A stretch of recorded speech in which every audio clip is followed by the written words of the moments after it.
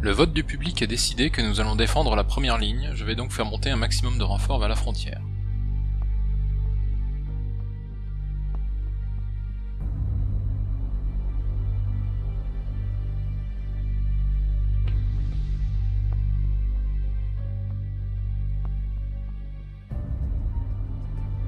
Pendant ce temps, le premier régiment à Séoul va se retrancher, tout comme le deuxième régiment blindé à Chuncheon.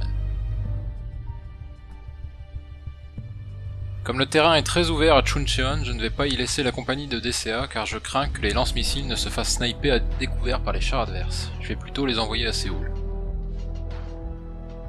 J'envoie les bombardiers à l'aéroport de Daejeon pour pouvoir être à portée d'intervention de tous les secteurs menacés au tour suivant, vu que l'unité peut se déplacer de 2 cases. Même chose pour les forces spéciales.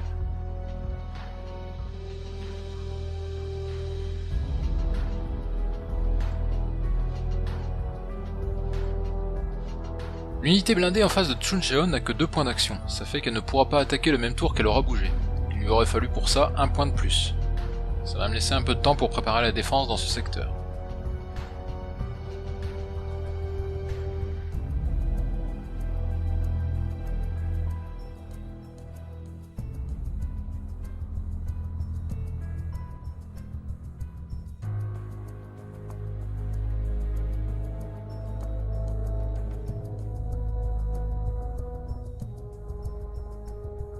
Je vais déployer une couverture aérienne au-dessus de Séoul et Sokcho, vu que l'ennemi risque d'attaquer plus rapidement là-bas.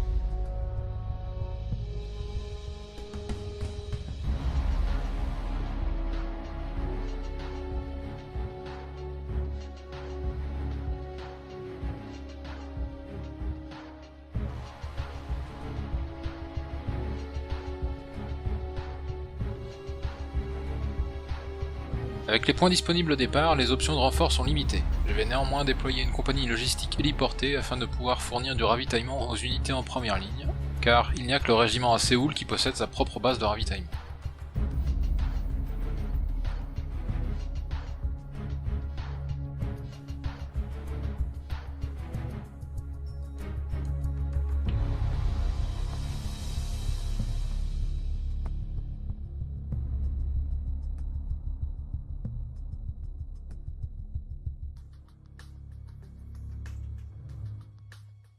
Sur le plan naval, je vais envoyer les unités des forces maritimes d'autodéfense japonaises faire face à la marine soviétique et assister l'Enterprise.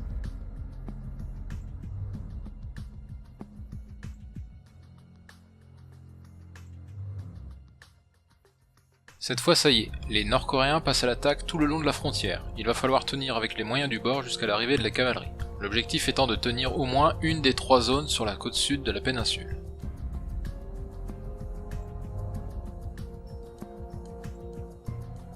Le corps expéditionnaire européen en transit depuis le Moyen-Orient fournira le gros des renforts internationaux.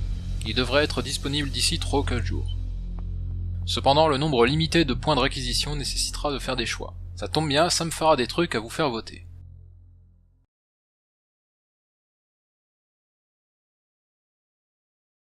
Les batailles sont sur le point de démarrer, mais il semble qu'à la suite d'un mauvais réglage, je me suis retrouvé à n'avoir pas enregistré le son du jeu. On aurait pu imaginer une ambiance de film muet pour aller avec, mais mes compétences limitées dans le domaine du montage, ainsi que d'autres facteurs divers, feront que je vais plutôt vous faire un petit résumé.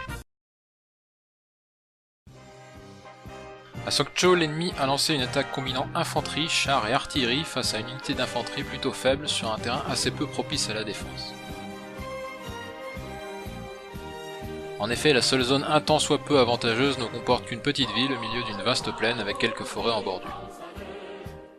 J'ai placé mon infanterie en embuscade dans la ville et dans les bois, soutenu par leur transport de troupes armés d'un canon de 25 mm, plus quelques mortiers.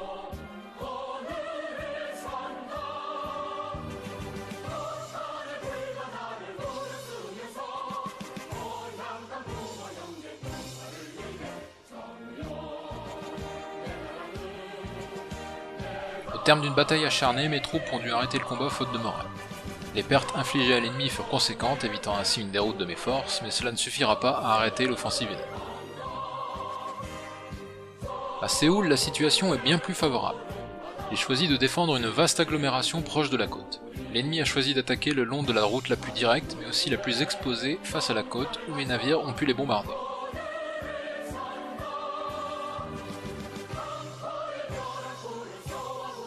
Pendant ce temps, les marines sud-coréens, copieusement ravitaillés par une FOB située à l'abri, ont pu faire pleuvoir en continu les projectiles anti-chars sur tous les ennemis en approche.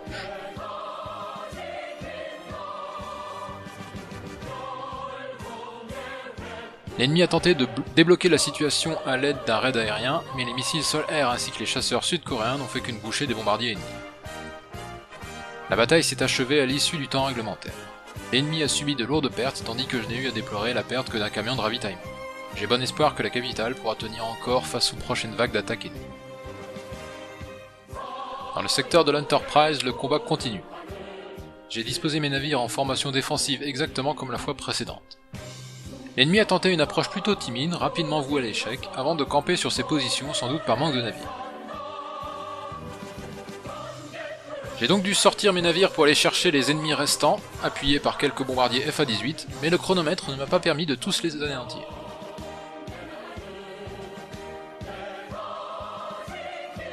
La bataille continuera donc encore un tour, mais je pense que ce sera le dernier.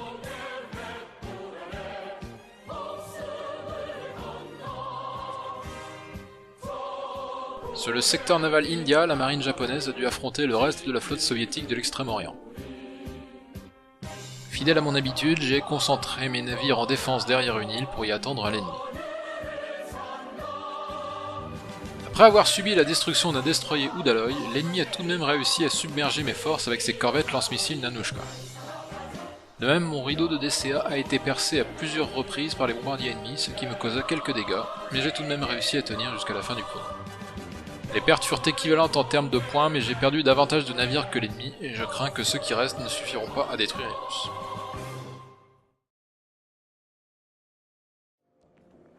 « 16 avril 1992 »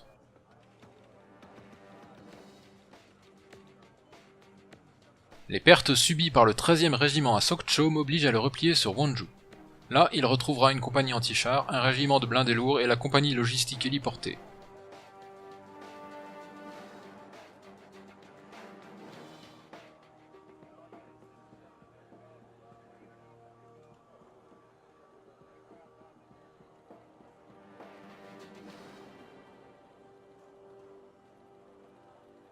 Je crains cependant qu'il n'y ait pas assez d'infanterie, je décide donc de déployer le 4e régiment d'infanterie mécanisée en espérant qu'il pourra arriver à temps.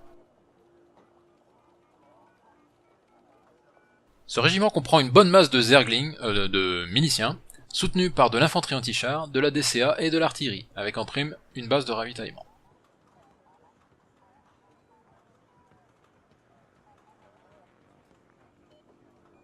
J'envoie le bataillon des forces spéciales à Chuncheon, accompagné par une escadrille de FA-18 chasseurs de chars venus de l'Enterprise, elle-même couverte par les chasseurs sud-coréens.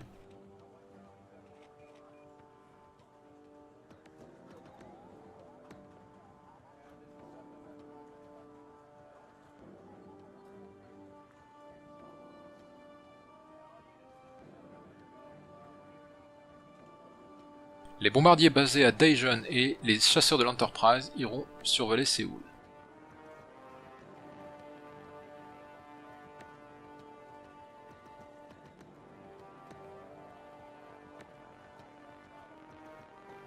Je déplace l'Enterprise en vue d'aller soutenir la 3e flottille japonaise en difficulté. Il va me falloir un tour de plus pour que mes navires arrivent, mais je peux déjà envoyer les bombardiers anti-navires. Pendant ce temps, la 2e flottille japonaise va rester sur place pour finir le travail. La tâche ne devrait pas poser trop de problèmes, il ne reste à l'ennemi qu'un seul navire de commandement.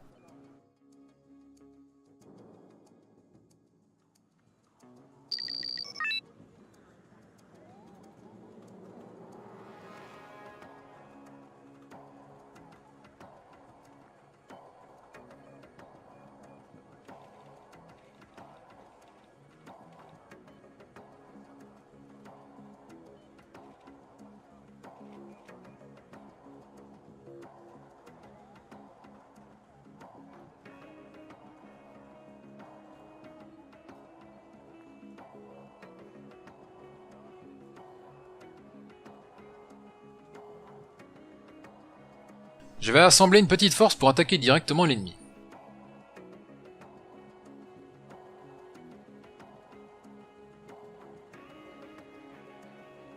Je garde juste un Hatsuyuki pour capturer une zone afin d'appeler d'éventuels renforts.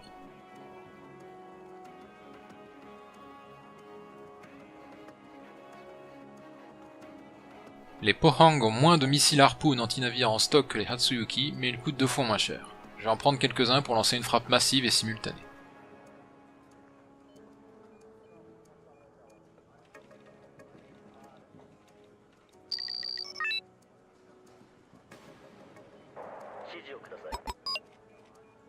On dirait que mon plan pour aller chercher la zone de déploiement à l'ouest a été contrecarré. Je n'avais pas anticipé que le passage entre les deux îles serait trop peu profond pour mon Hatsuyuki.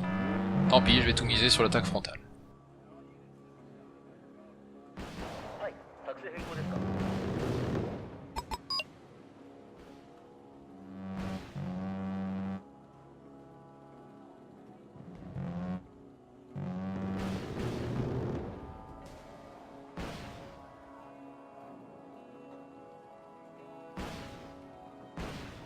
L'IA avait de l'espoir avec cet hélicoptère.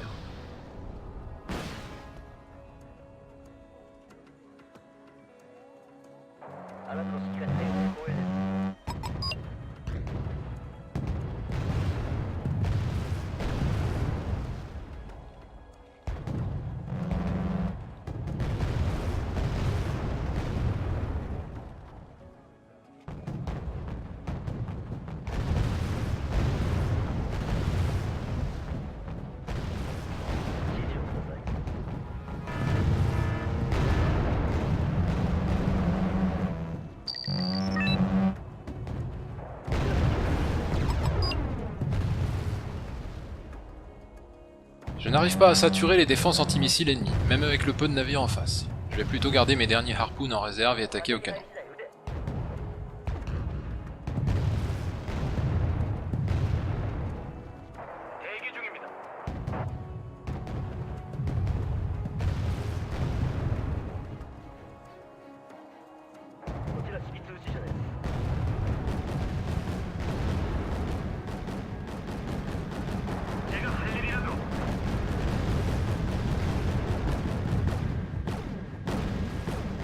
L'ennemi a sorti ses navires de ravitaillement, c'est bien gentil de sa part, je vais pouvoir aller les capturer.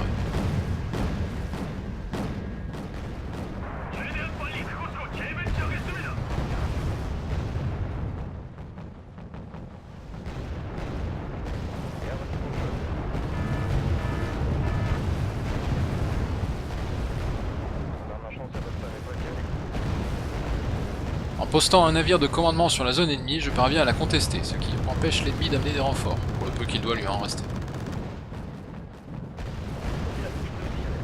Les canons font assez peu de dégâts aux gros navires, mais ils permettent d'endommager les systèmes, notamment celui qui contrôle la défense antimissile. C'est le moment de ressortir les harpoons.